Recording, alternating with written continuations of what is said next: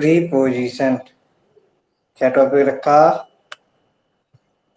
Preposition. तो ये preposition क्या होता है भैया? बहुत कई बार पढ़ा होगा, बहुत पढ़ा होगा, इसलिए थोड़ा सा जानने की कोशिश करते हैं। प्रीपोजिशन का मतलब होता है, ये दो वर्डों से बना है, प्री प्लस पोजिशन। प्री यानी पहले की, पोजिशन यानी स्थिति। ये जो प्रीपोजिशन है, ऐसे वर्ड्स होते हैं, ऐसे वर्ड्स होते हैं जो पहले की स्थिति नाउन या प्रोनाउन की बताते हैं। नाउन या प्रोनाउन की बताते हैं। मतलब नाउन या प्रोनाउन की स्थिति बताने वाले शब्दों को हम लोग प्रीपोजिशन कहते हैं।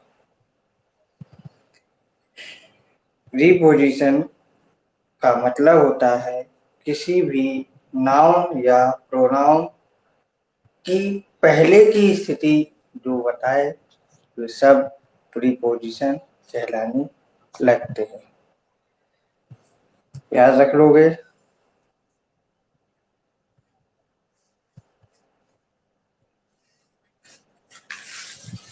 रख लोगे? प्रीपोजिशन जो है वो तीन टाइप की होती है। प्रीपोजिशन तीन टाइप की होती है। Preposition of place, preposition of place, preposition of time, preposition of movement. तीन प्रकार की प्रीपोजिशन हमें स्टडी करनी होती है। प्रीपोजिशन ऑफ प्लेस का मतलब क्या होगा? जैसे अगर मैं आपसे बात करूं, प्लेस का मतलब स्थान। जैसे मैंने बोला इन आ बस, इन आ बस, behind the door, behind the door. फिर मैंने बोला बिटवीन द टू बॉयज। तो कोई नाउन या प्रोनाउन होगा जो इन दो बच्चों के बीच में होगा, ये इस वर्ड में क्या बता रही, इसकी स्थिति बता। कोई भी नाउन या प्रोनाउन होगा जो इन दो बच्चों के बीच में होगा। बिहाइंड द डोर, दरवाजे के बगल में होगा, तो बगल की स्थिति बता दी। इन आ बस, बस में कहीं पर होगा, एक स्थिति बता दी।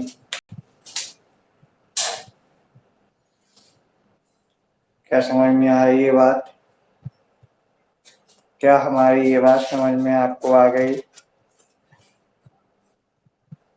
अब प्रीपोजिशन ऑफ टाइम की बात कैसे करेंगे? ये तो उसकी नॉर्मल ऐसे ही बता रहा हूँ कि आखिर होती कैसे प्रीपोजिशन है, तीन प्रकार की, तीन टाइप की प्रीपोजिशन होती है जो आपको 12th लेवल पर पढ़नी है।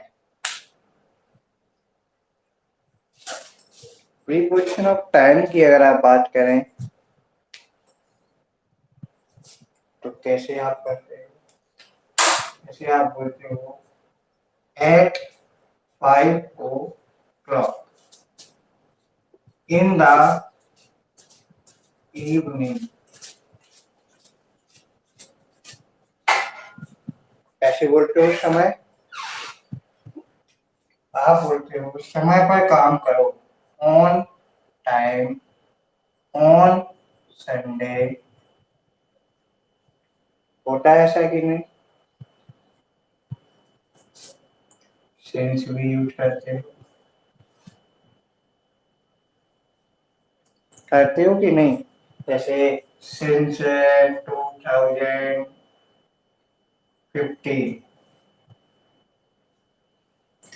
ये जो प्रीपोजिशन है वो आपका समय बता रही है कि नाउन या प्रोनाउन ने कोई काम किया होगा, उनके बारे में ये समय बता रही है।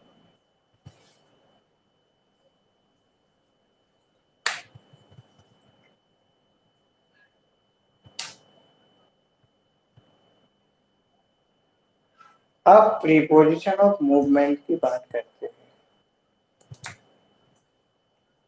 मूवमेंट मतलब चलना, मूवमेंट मतलब चलना। जैसे मैंने बोला अलोंग द रोड, रोड के ठीक बगल बगल चलो। फिर मैंने बोला अक्रॉस द रोड, रोड को पार किया होगा। ये जो प्रीपोजिशन है ये बता रही है कि हम चल रहे हैं। जैसे मैंने बोला थ्रू द फील्ड, पूरे मैदान के दौरान। एक और बोला इनटू द बेल, इनटू गति करता है तब कुएं में गिरता है। तो आप इसको जरा बना लें पहले पेज पर। प्रीपोजिशन पहले की स्थिति बताई जाती है, जो शब्द बताते हैं उन्हें प्रीपोजिशन कहते हैं। किसकी स्थिति बताते हैं? नाउन या प्रोनाउन की। तीन प्रकार की होती है, preposition of place, preposition of time, preposition of movement. ये कुछ उदाहरण है आपके लिए, जल्दी से इनको नोट डाउन कर लीजिएगा।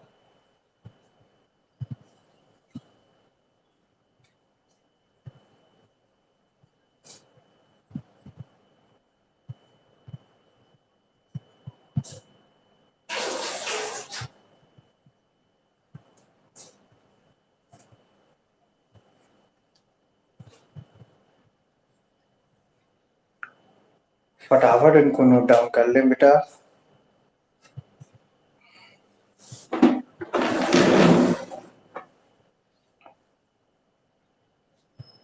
दिख तो रहा है ना साफ साफ? अगर दिखने में कोई प्रॉब्लम हो तो बताएं मुझे।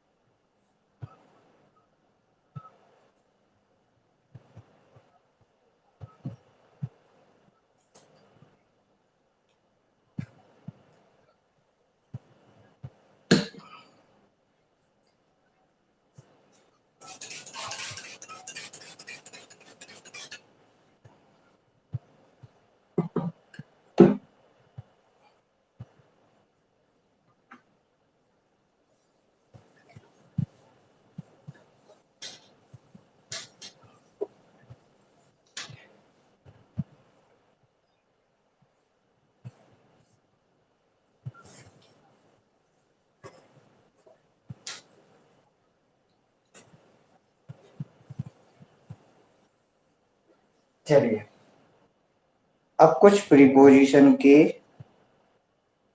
यूज पढ़ते हैं। तो आप हेडिंग बनाइएगा, special use of some important preposition. Special use of some important preposition. Special use of some important preposition. कुछ स्पेशल नियम पढ़ेंगे। Special use of some important preposition, ठीक है। सबसे पहली प्रीपोजिशन हम लोग पढ़ेंगे यूज ऑफ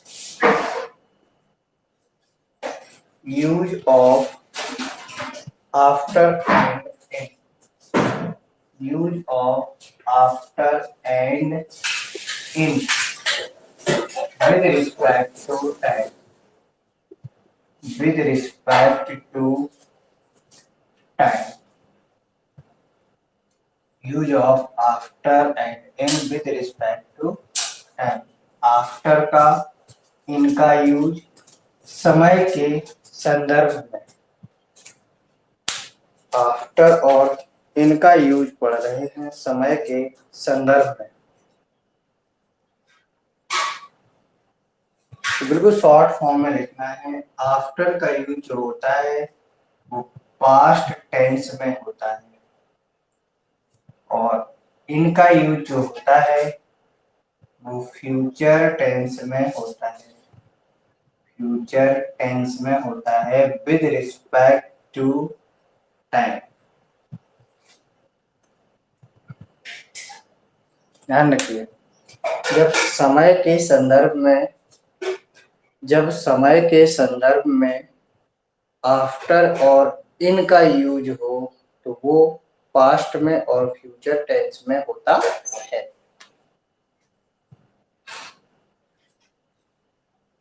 कैसे? समय के संदर्भ में कैसे, देखते हैं। बात को कोशिश करिए समझने की।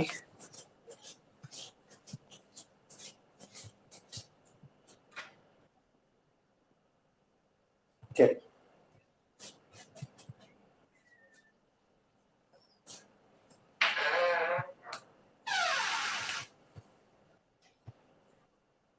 your father came dash me. Your father will come dash a month. Dash a month। दोनों प्रीपोजिशन आपको भरनी है। कैसे भरोगे? आपको पता होना चाहिए कि ये सेंटेंस बताना क्या चाह रहे हैं। इन सेंटेंस से आपको किसके बारे में पता चलना? तुम्हारे पिताजी आए। तुम्हारे पिताजी आए।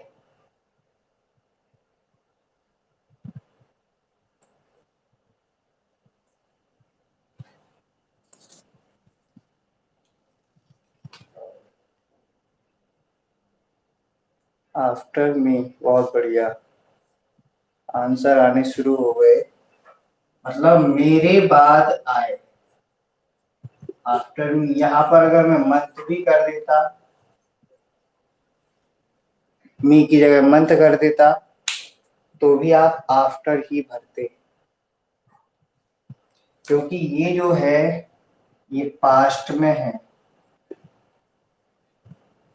इसमें नाउन ने जो भी परफॉर्मेंस किया, जो भी एक्शन की, वो पास्ट में की। और यहाँ पर देखिएगा आपको पता चल रहा है कि यहाँ पर फ्यूचर की बात हो रही है। फ्यूचर में अगर कोई भी काम हुआ हो, मतलब टाइमिंग बता रहा हो, आने का समय बताया। देखिएगा, मैं आया था, मेरे बाद आप आए, मतलब मैं पहले आया आप बाद में आए, तो उससे क्या पता चला आपको? समय का पता चला। तो अब समय का पता चला, कब चला? तो इस वर्ड से हमें फ्यूचर का पता चल गया। तो यहाँ क्या भर दोगे? इन। क्या भर दोगे बेटा? इन भर दोगे।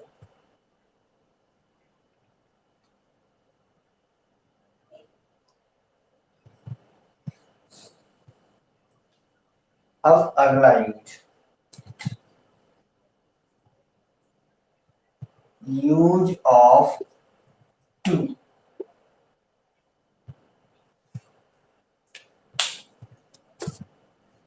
इस टू का यूज कब होता है?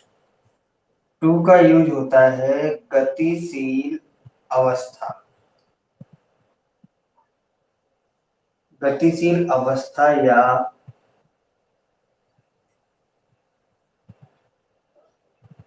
पर्पज के लिए भी होता है। गतिशील अवस्था या पर्पज के लिए होता है। जब हमारे काम करने में कोई उद्देश्य छिपा हुआ हो, तो वहां पर हम टू का यूज करते हैं, या गतिशील अवस्था के लिए जब हम मोशन में होते हैं। और अगर हम इसका बेटा हिंदी अर्थ समझें, जब आप इसको यूज करोगे तो हिंदी अर्थ निकलेगा को या तक। को या तक। टू का जो हिंदी अर्थ निकलेगा आपका, वो निकलेगा को या तक।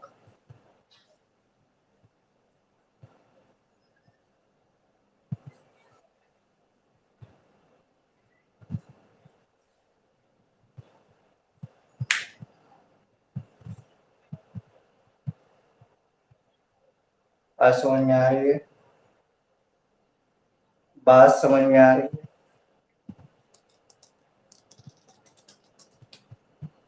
अब जैसे एक और देखते हैं, यूज ऑफ फ्रॉम। ये एक साथ पढ़ लीजिए तो आपको कुछ बातें और समझ में।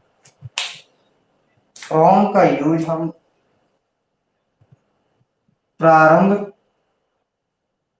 प्रारंभिक स्थिति के लिए करते हैं।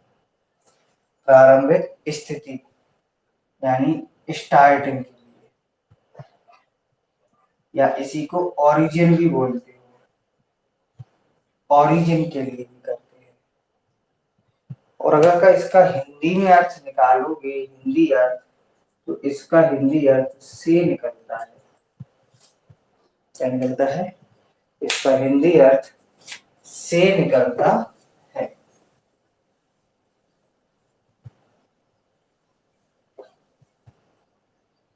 क्या निकलता है?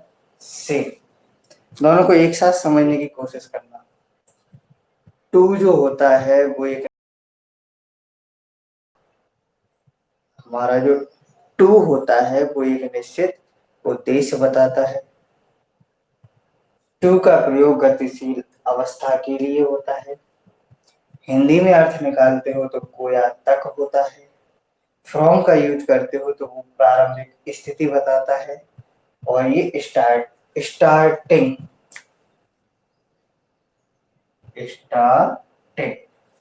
या ओरिजिन पॉइंट बताता है आपका, कि आप कहाँ से काम करना शुरू किए। से, यहाँ को, यहाँ से। तो देखिए एक सेंटेंस देखता हूं, आप भरेंगे इसको। I have been teaching you dash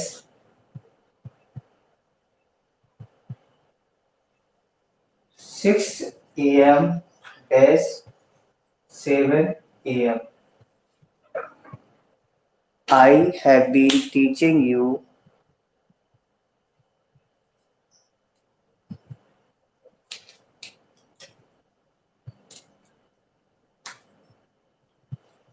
yeah, I shall be at home dash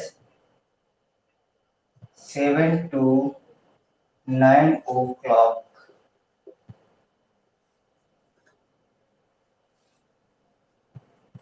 अभी भी समझ में नहीं आया हो, एक और देख लेना। I went dash school। इन तीनों सेंटेंस में आपको प्रीपोजिशन भरनी है।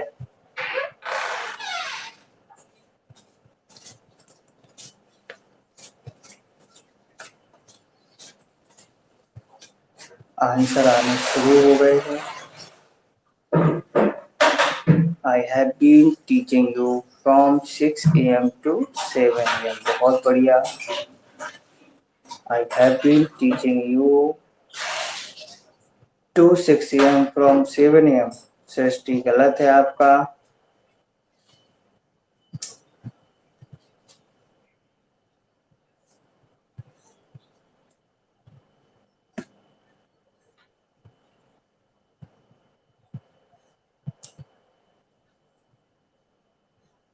I shall be at home from 6 a.m. to 7 a.m. चलिए, बहुत बढ़िया, बात समझ में आ गई है सभी को। I went to school। देखिए, मैं पढ़ा रहा हूं तुम्हें 6 से 7, फ्रॉम 6 to 7, मतलब 6 बजे मैंने स्टार्ट किया था। ध्यान दीजिए, कोई भी मैं काम कर रहा था, उस काम को मैंने 6 बजे स्टार्ट कर दिया था, तो मेरा स्टार्टिंग पॉइंट क्या था? 6। तो स्टार्टिंग पॉइंट के पहले आपको क्या लगाना है? फ्रॉम का यूज करना है। और खत्म किया हमने 7 बजे तक, तो तक के लिए हमें टू का यूज करना है, तो टू लगा दिया। आई शैल बी एट होम, मैं घर पर रहूंगा कब से? 7 और 9 के बीच की बात हो रही है, मतलब 7 बजे से 9 बजे तक। आई वेंट, मैं चलूंगा। चलूंगा तो कौन सी अवस्था होगी बेटा? गतिशील अवस्था, और उसमें हमारा एक निश्चित उद्देश्य छिपा होगा। स्कूल जाओगे, कुछ ना कुछ उद्देश्य लेकर जाओगे। आज हमें स्कूल में पढ़ाई करनी है, आज हमें स्कूल में प्रोजेक्ट सबमिट करना है, आज हमें स्कूल में ये चीज पढ़ के आनी है, समझनी है, घूमना है, फिरना है। कुछ ना कुछ दिमाग में आपके एक उद्देश्य होता है स्कूल जाने के पीछे। बात समझ में आ गई? तो यहाँ पर भी आप क्या भर दोगे? टू। नहीं समझ में आई? 4 प्रीपोजिशन याद करी हैं, उन 4 को फिर से रिवाइज करें। आफ्टर का प्रयोग पास्ट टेंस में, इन का प्रयोग फ्यूचर टेंस में, टू का प्रयोग गतिशील अवस्था जिसमें एक उद्देश्य भी छिपा हो, ऐसा याद कर लो। फ्रॉम का यूज करते हैं स्टार्टिंग पॉइंट या ओरिजिन पॉइंट, या कब से हमने काम स्टार्ट किया, मतलब नाउन की जो पोजीशन है वो कब से है, और टू कब तक। दोनों एक साथ पढ़ने में आसानी होती है। तो आप लोग भूलेंगे नहीं, ऐसी आशा करता हूं।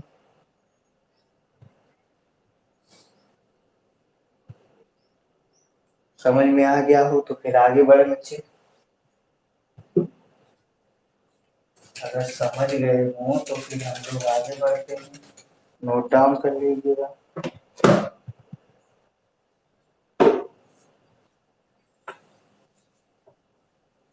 आप लोग यूज करेंगे पास्ट टेंस में समय के रिस्पेक्ट में आफ्टर और इन का यूज। अगर समय के रिस्पेक्ट में आफ्टर और इन का यूज करेंगे तो आफ्टर रहेगा आपका पास्ट में, और अगर टू और फ्रॉम का यूज करेंगे तो वो बताएगा आपकी स्थिति, आपकी पोजीशन बताएगा कि आप किस अवस्था में हैं। बात समझ में आ रही है? चलिए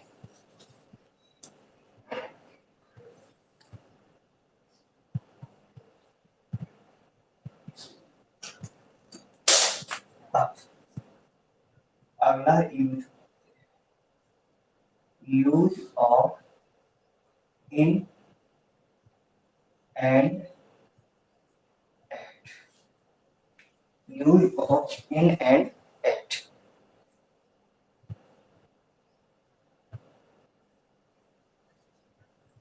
ये ये इनका यूज आपको कैसे करना है।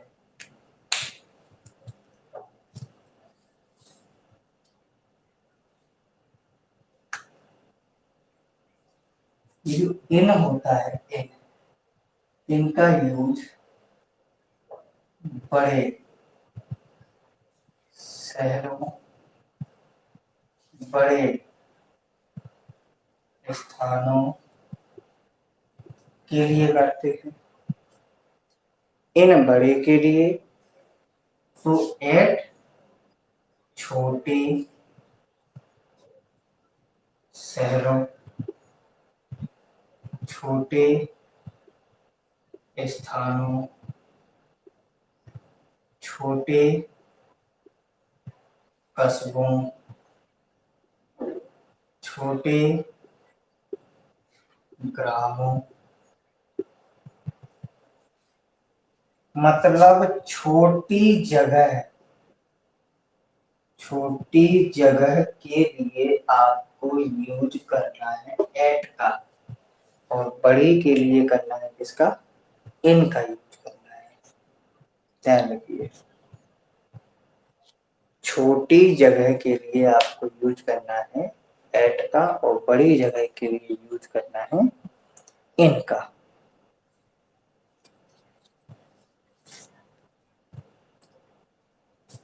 समझ गए? अब देखते हैं कैसे दो चीजों में तुलना करके।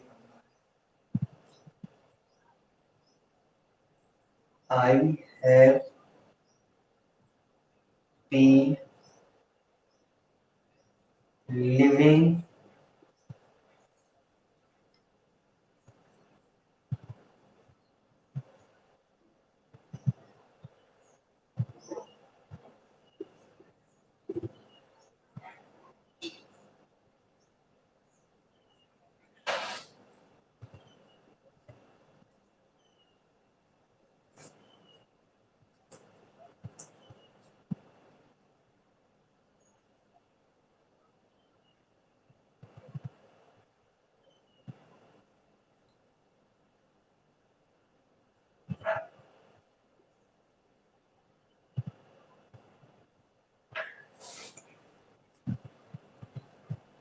चलिए, ये सेंटेंस आपके सामने लिखा हुआ है।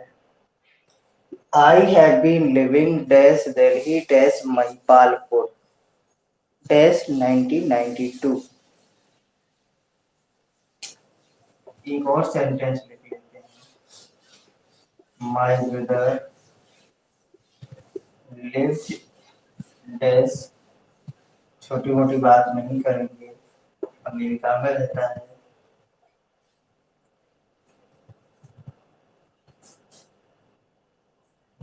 Gandhi ji, Gandhi ji was born dash Porbandar dash Gujarat, इन तीनों को भरिएगा। अच्छा, भरने भी शुरू कर दिया आप लोगों ने। Mike with the left in America, अरे राम, अरे राम, यहाँ तो आंसर ही आंसर। आप लोग छोटी सी गलती कर जाएंगे, इसका मुझे विश्वास था।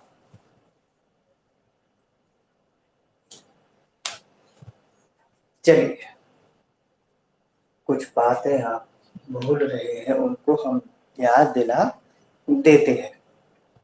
कौन सी बातें भूल रहे हैं?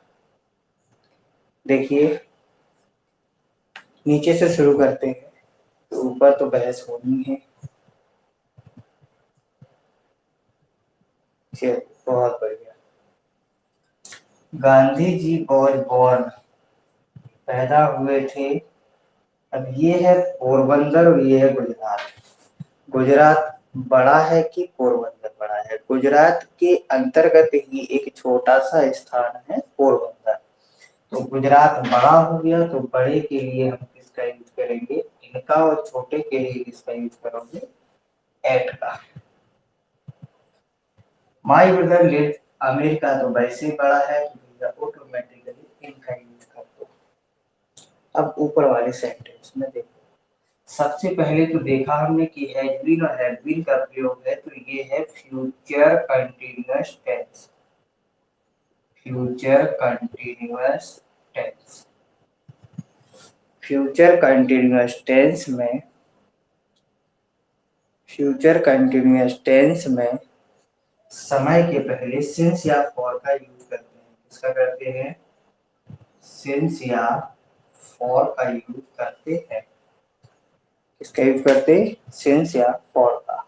अब ये 1952, 1992 क्या निश्चित समय नहीं है? ये एक निश्चित समय है, और निश्चित समय के पहले हम सिंस का यूज करते हैं। फ्यूचर कंटिन्यूअस टेंस में तो यहाँ फ्रॉम तो आएगा ही नहीं। नॉर्मल वाक्य होता तो हम फ्रॉम, क्योंकि वो अभी भी रह रहा।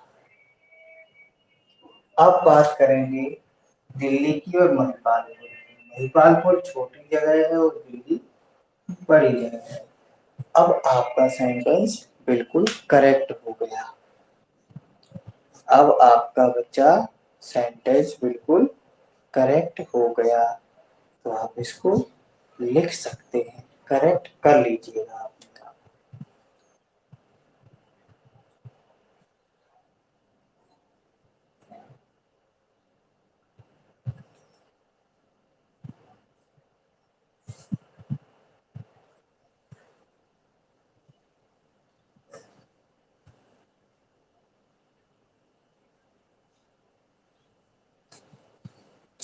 बस यहाँ की आ गई हो तो फिर हम आगे बढ़ते हैं।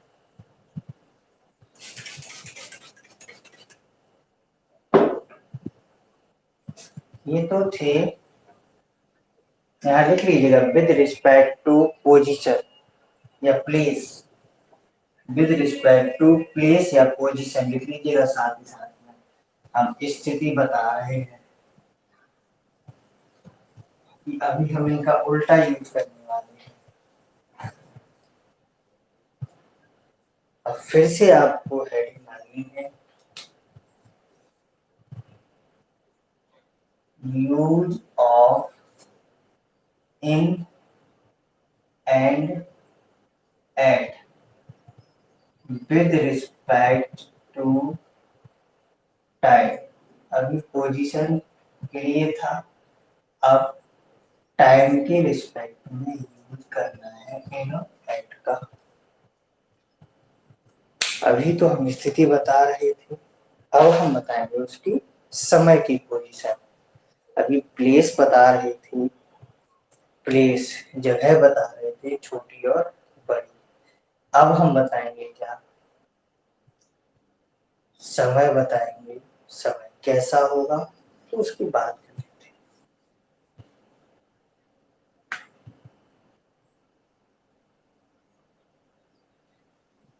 इनका जो यूज करते हैं वो हम पीरियड ऑफ टाइम के लिए करते हैं। पीरियड ऑफ टाइम मतलब समय का कोई भाग, समय के किसी भाग के, समय के किसी भाग के लिए।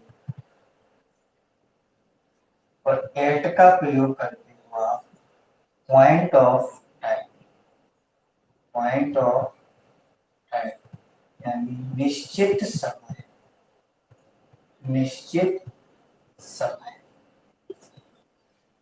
ये अनिश्चित समय के लिए करते हैं और ये निश्चित समय के लिए करते हैं। ध्यान रखिए, जब हम स्थिति के रिस्पेक्ट में करेंगे तो इन बड़ी जगह के लिए, एट छोटी जगह के लिए। लेकिन अगर हम इसी इन और एट का प्रयोग समय के रिस्पेक्ट में करें तो इन जो होता है वो एक ड्यूरेशन बताता है टाइम का, और एट जो होता है वो फिक्स टाइम बता देता है कि इतने बजे ऐसा होगा। जैसे देख लेते हैं, ही लेफ्ट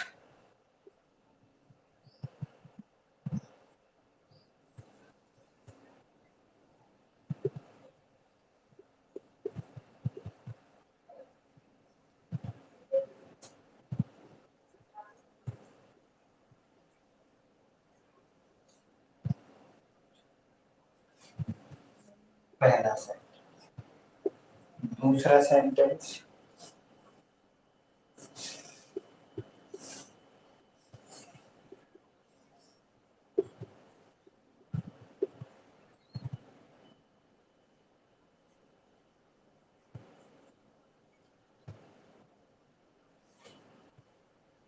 दो सेंटेंस आपके सामने लिखे हुए हैं।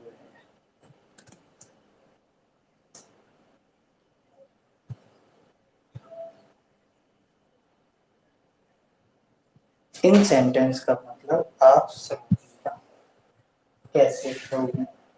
ही लेफ्ट, लेफ्ट यानी छोड़ दिया, छोड़ दिया मतलब वो पहले रुका हुआ था अब वो चलने लगा है। वो पर्सन मोशन में आ गया, मोशन में आ गया तो आपको दो चीजें याद रखनी है, फ्रॉम और टू। मोशन में आया तो वो कहाँ से आया, फ्रॉम ललितपुर से, कहाँ के लिए, टू दिल्ली। उसने ललितपुर से दिल्ली के लिए चलाया, ललितपुर छोड़ा दिल्ली पहुंचा।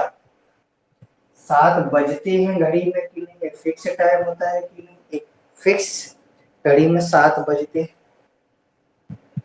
बजते हैं या नहीं। किसी की घड़ी में नहीं बजते हो तो मुझसे जरूर मिल लेना, उसकी घड़ी को सही कर दूंगा। वो घड़ी घड़ी अपनी घड़ी देखेगा कि किस घड़ी में मैंने बोला था कि मेरी घड़ी नहीं बजाती है समय। चलिए, अब he will leave, he will leave the place। अब आप मुझे बताएं कि क्या बनेगा। तो मैंने तो वैसे भी आपको सिखाया था बच्चों कि इनका प्रयोग फ्यूचर में करते, यहाँ फ्यूचर है, ऑटोमेटिकली आंख बंद करके हमने इनका प्रयोग कर दिया और दूसरी चीज और मिल गई हमें, दूसरी चीज और मिल गई। वह छोड़ेगा कौन से 3 घंटे, आपको हमें ये बताएं कौन से 3 घंटे। मान लीजिए मैं एक लाइन पे 1 2 3 4 5 6 ड्रॉ करता हूँ, ये ड्रॉ किया मैंने, ठीक है, 6 7 8 और आगे बढ़ा लेते हैं। अब जरा समझिएगा, आप निश्चित और अनिश्चित की बातें समझो आज, निश्चित और अनिश्चित की बातें आप समझ लीजिएगा कि निश्चित कैसे समझोगे और अनिश्चित कैसे समझोगे। आफ्टर कैसे आएगा बेटा, आफ्टर कैसे आएगा, आफ्टर का प्रयोग कब करते हैं?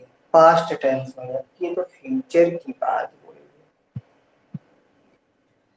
अब 3 घंटे हैं तो 1 2 3,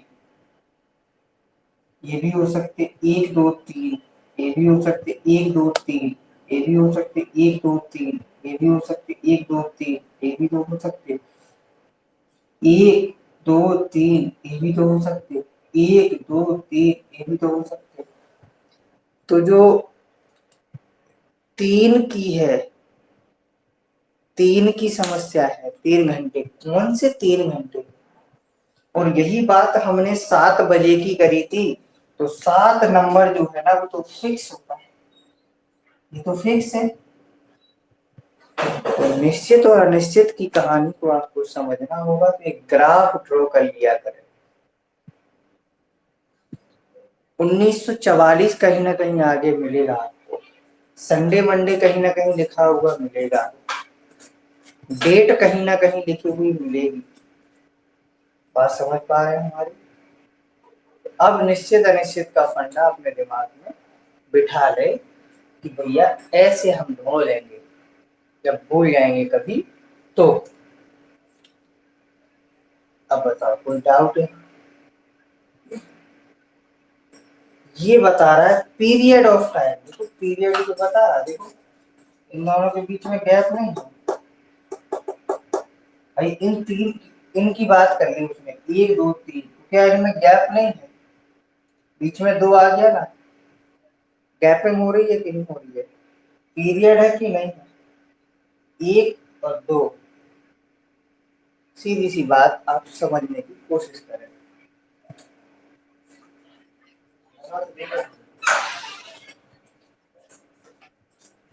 बात समझ में आ गई? अब कोई समस्या हो तो बताएं। बहुत शर्म की बात है कि 16 लोग ऐड हैं और पढ़ रहे हैं 5। बहुत बढ़िया, पछताओगे बेटा, पछताओगे। कुछ नहीं मिलेगा, कुछ भी नहीं मिलेगा। अंततः आपको किसी और कोचिंग के दरवाजे खटखटाने पड़ेंगे, ये बता दिया है मैंने आपको। खटखटाओगे तो परेशान हो जाओगे, मेरा दावा है आपसे। चलिए, तो फाइनली हम आपको एक थोड़ा सा रिवीजन करना है। आज हमने पढ़ा क्या है? तो सबसे पहले तो हमने पढ़ा आफ्टर और इनका यूज। समय के संबंध में आफ्टर का प्रयोग समय के रूप में तब करते हैं जब भूतकाल में बात हुई हो, मतलब पास्ट टेंस का समय बता रहे हैं, पास्ट का समय बताएं तो आफ्टर का यूज करना है, और अगर फ्यूचर का समय बताएं तो इनका यूज करना है। क्लियर? तो इसके बाद हमने फ्रॉम और टू का यूज किया। टू का यूज एक निश्चित गतिशील अवस्था के पीछे उद्देश्य छिपा हो, या निश्चित गतिशील अवस्था। और फ्रॉम का जहां से हम स्टार्ट करें, जहां से। और टू का मतलब को या तक, से और तक, से या को, तो आप वहां पर यूज करोगे फ्रॉम का और टू का। फिर इसके बाद हमने पढ़ा इन और एट का प्रयोग स्थिति बताने के लिए। तो इन का प्रयोग करते हैं बड़ी जगह और एट का प्रयोग करते हैं छोटी जगह। और इसी का यूज अगर हम समय के रिस्पेक्ट में करें तो इनका प्रयोग करते हैं हम एक पीरियड ऑफ टाइम के। पीरियड ऑफ टाइम का मतलब अंतराल हो, गैपिंग होनी चाहिए, तो इनका यूज। एट का प्रयोग जब निश्चित पॉइंट ऑफ टाइम, पॉइंट मतलब निश्चित बिंदु, तो वहां पर हम एट का प्रयोग करते हैं। ये था हमारा आज का क्लास। कल थोड़ा सा और आगे बढ़ेंगे। इतनी बात अगर आपको समझ में आ गई हो तो इस को आप जरूर पढ़ लें और सभी को बताएं कि भैया पढ़ लो, नहीं तो कृष्णा सर ने बोला है कि आपके पास ऑप्शन कुछ नहीं बचेगा। मतलब सकारात्मक भाव में है बाद में, क्योंकि वो चीजें मैं नहीं पढ़ाऊंगा, ना पढ़ने को मिलेंगी आपको, क्योंकि मैं सिलेबस करा रहा हूँ। इसी दिन बुक्स की समरी बताऊंगा और आंसर आपको सेंड कर दूंगा। चलिए, तो कल मिलते हैं, तब तक के लिए आप लोग पढ़ाई करें। Thank you everyone.